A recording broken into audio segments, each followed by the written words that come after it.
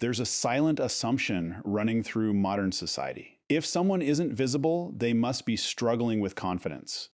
If they aren't sharing their face, their milestones, their everyday life, something must be off. But what if the reality is completely the opposite? What if the people who share the least are actually the ones who need external approval the least? And what if empaths, the people with the deepest understanding of human nature, are precisely the ones choosing to stay out of the spotlight? If this video speaks to you, go ahead and like it because it helps carry this message to the people who truly need it. We live in a society where being noticed is frequently confused with being significant. The more eyes on you, the more important you seem. The more reactions you collect, the more real your life feels, not just to the people around you, but to yourself as well. Over time, this creates a subtle yet powerful illusion. It convinces people that being seen is proof of value, that if something goes unnoticed, it somehow carries less weight. But this system has a hidden weakness. So it gradually trains people to hand their identity over to outside forces. Rather than building a stable sense of self from the inside, people begin measuring their worth through external responses. Instead of asking, "Who am I when no one is looking?" they start asking, "How am I coming across right now?" And that shift is not minor, it's deeply psychological. Because the moment your attention moves outward like that, you stop living through your internal experience and start reshaping yourself for outside approval. You begin filtering your personality, polishing your behavior, editing your life into something more presentable, more appealing, more visible. And without even noticing it, you drift away from authenticity and closer to performance. That's the trade most people never even realize they're accepting, but empaths tend to recognize it. They sense how quickly attention becomes something people crave, how easily a person's identity can grow dependent on reaction.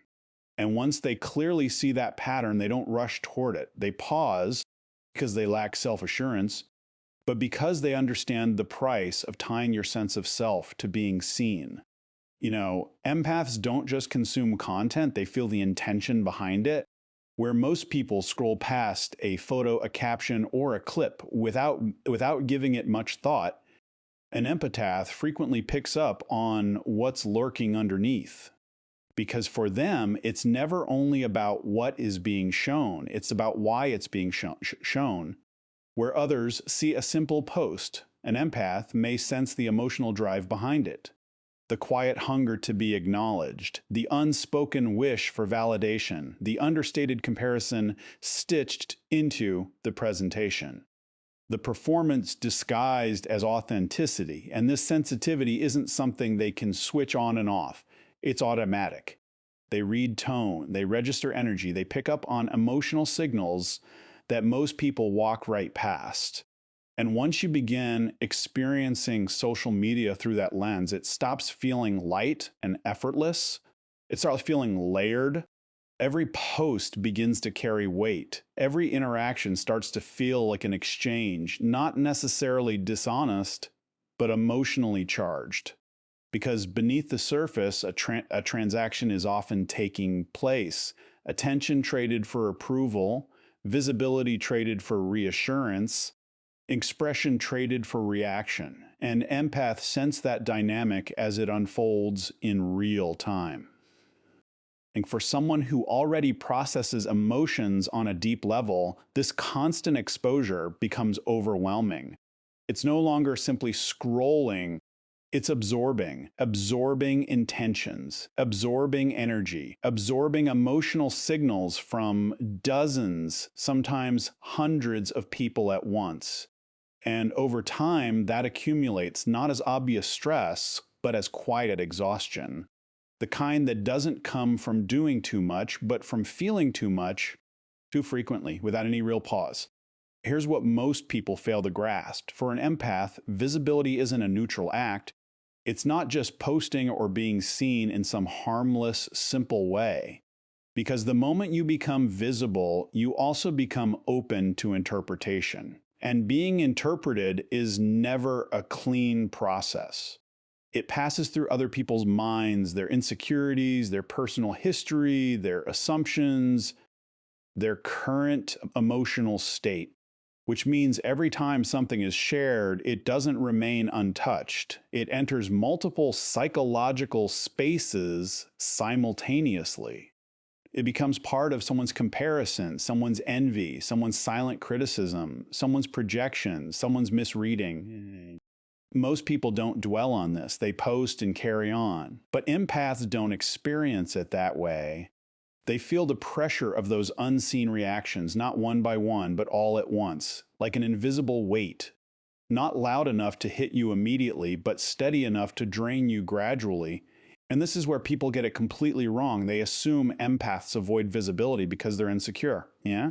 But it has nothing to do with weakness. It's about awareness. Empaths understand something others tend to overlook. That attention isn't always weightless, and being seen isn't always emotionally safe. So instead of asking, why don't they share more? A better question would be, how much are they consciously choosing not to take in? Because sometimes keeping yourself out of the spotlight isn't about hiding. It's about shielding your mental and emotional space from becoming saturated with other people's perceptions. Most people construct an image, not necessarily a false one, but carefully shaped, adjusted, curated, and built to be received in a particular way. Empaths, on the other hand, tend to operate differently. They are less concerned with building an image and more focused on preserving a reality that feels steady within them, even when no one is paying attention. That's the real distinction.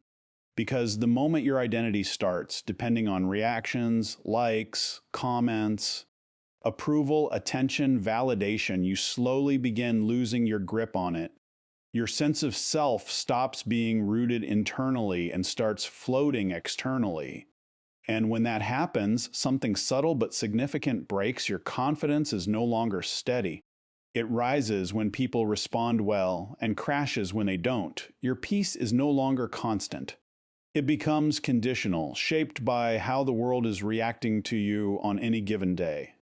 And your self-worth gradually becomes something public, something measured, something observed, something molded by people who don't even truly know you. That is a fragile way to live, even if it doesn't feel that way in the beginning.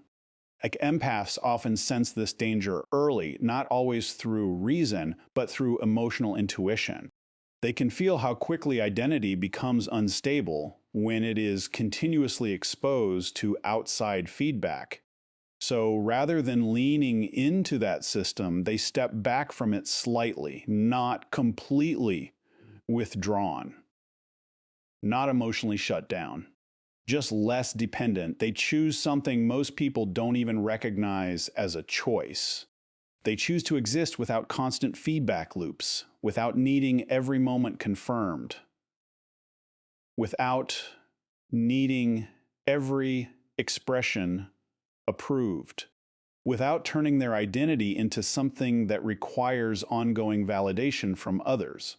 And within that space, something meaningful begins to take shape, a quieter sense of self, a more grounded identity, one that doesn't shake every time attention shifts. And that is where genuine psychological stability begins to emerge. Okay. As empaths develop, something quiet but significant begins to shift within them. It rarely happens all at once. It unfolds through experience, reflection, and emotional growth over time. And because of that, they don't become distant from people, they become selective about access. There's an important difference.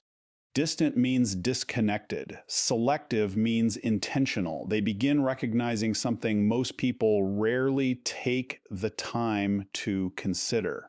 Not everything meaningful needs to be put on display. Some moments lose their richness when they are converted into content. Some emotions lose their authenticity when they are turned into performance. Some experiences become less genuine when they are constantly observed rather than simply lived. And gradually, a deeper understanding takes root. Not everything real requires an audience. Some things are whole on their own.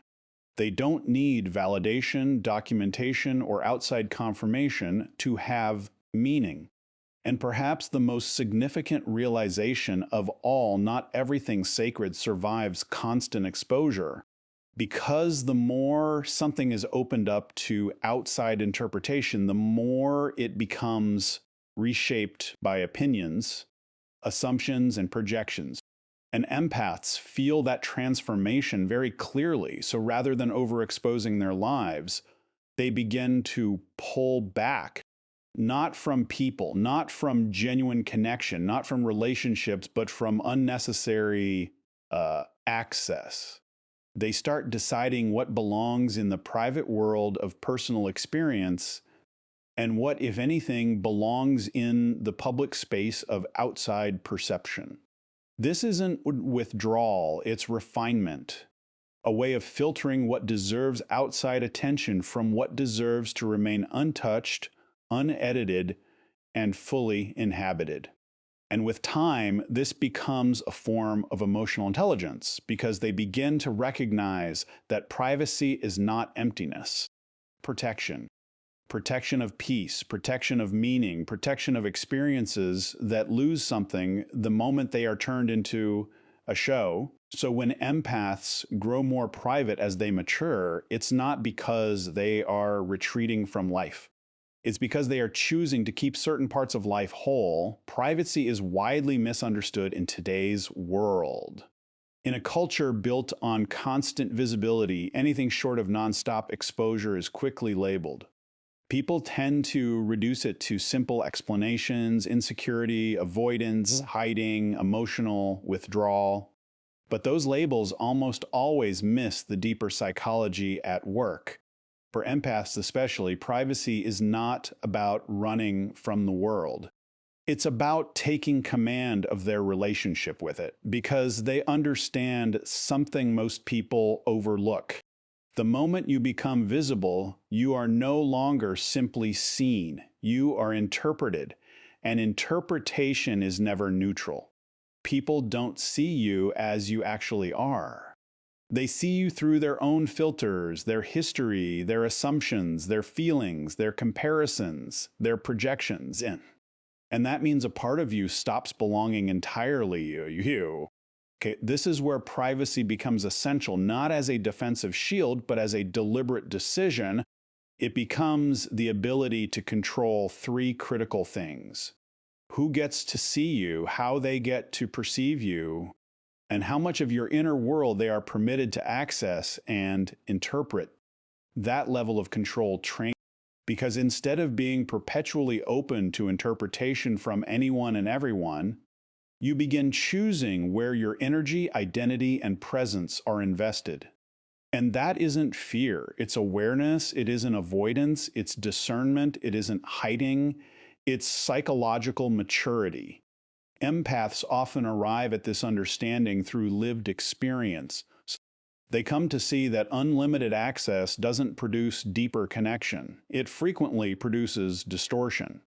So they begin to value selective visibility, not because they want to vanish, but because they want to remain whole. And in that choice, privacy stops being something defensive. It becomes something intelligent, a quiet decision to guard the parts of yourself that lose their clarity when exposed too often to the world's interpretations. Yet there's something most people rarely pause to acknowledge. Not everyone watching you is doing so with honest intentions. In a world where visibility is constant, observation becomes automatic, but the intentions behind that observation vary enormously. Some people aren't watching to understand you, they're watching to measure themselves against you. Others aren't observing to connect, they're observing to compete in silence. And some have no interest in your story at all. They're scanning for weak spots, inconsistencies, quiet flaws they can file away, judge, or use. And this is the layer most people don't confront until life forces the lesson on them personally. Empaths, however, tend to feel this undercurrent more acutely, not because they are suspicious by nature, but because they are perceptive. They pick up on emotional tones that others frequently miss. And through genuine experience, not abstract theory, they begin to learn a hard truth about visibility, especially after moments like betrayal, after being profoundly misunderstood, after trusting the wrong people emotionally, after discovering that openness doesn't always return in the same spirit it was offered. Something inside them quietly transforms. They stop treating visibility as something casual. What once felt natural, sharing, expressing, being open, starts to feel more deliberate, more measured, more conscious.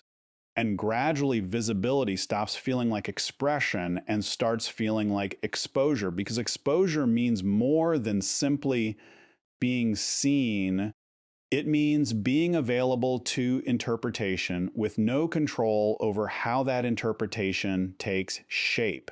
And once an empath truly grasps that distinction, their behavior shifts. They don't disappear, they don't withdraw from life, but they become far more conscious of what they reveal when they reveal it and to whom, because they understand that not all attention is safe attention, and not all visibility leads to connection. Sometimes it leads to distortion, and that realization reshapes how they move through the world. Here's the deeper transformation that most people never consciously register. Empaths tend to favor something simple yet powerful. They choose living life.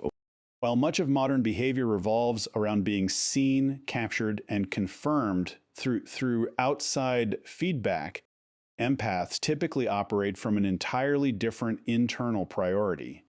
Because in most situations, the question people ask has quietly shifted over time. Rather than being fully present in a moment, many people now unconsciously think, how will this look? How will it come across on social media? How will others receive it? How will it land once it's been shared? But empaths naturally gravitate toward a completely different question. How does this feel? And that small shift in focus alters everything about how they experience life.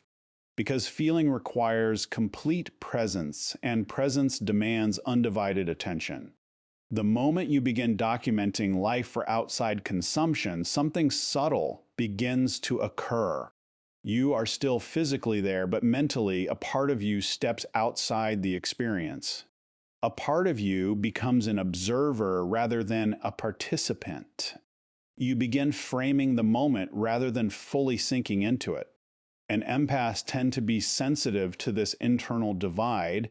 They can feel when attention is split between experiencing and performing. When life is no longer simply being lived, but also being managed for perception. So rather than remaining in that divided state, they choose presence, full, unfiltered, completely undistracted presence. And presence is something social media cannot genuinely reward, because presence isn't about how something appears after it's been posted.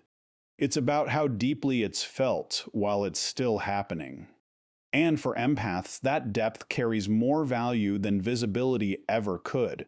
Most empaths were not always this way. In fact, many of them began on the complete opposite end. They used to share more freely, trust more readily, express themselves without hesitation, and open up parts of their inner world without calculating the consequences. Because at that stage, openness feels natural. It feels like genuine connection. It feels like honesty. It feels like emotional safety, but life has a way of slowly reshaping that perspective through experiences that aren't always dramatic, but leave a lasting mark, moments of being misread. Situations where sincerity was taken the wrong way, times when vulnerability wasn't handled with care, or when trust was extended to people who didn't honor it with the same intention it was given. And gradually, a realization begins to crystallize. Not everyone deserves access. Not everyone can hold what you share with the same spirit you offered it. And that realization changes everything on the inside. Because once an empath truly absorbs this lesson, their personality doesn't harden, it sharpens. They don't turn cold or detached. They become precise. Their openness is no longer automatic. It becomes deliberate. Their trust is no longer given up front. It becomes something that must be earned. And their emotional availability is no longer boundless. It becomes directed toward the places where it is genuinely respected. They stop giving themselves freely in spaces where their presence is taken for granted or undervalued. Not out of bitterness, but out of clarity. Because they begin to understand that energy, attention, and emotional depth are not resources to be scattered without thought. They are forces that shape identity, peace, and emotional well-being. And once that clarity settles in, their choices naturally follow. They invest themselves more thoughtfully. They grant access more consciously. They decide how much of themselves to share more wisely. And this is where true discernment is born, not from distance, but from experience, from pain that has been understood rather than simply repeated. And in that transformation, the empath doesn't lose their openness. They simply learn how to honor it.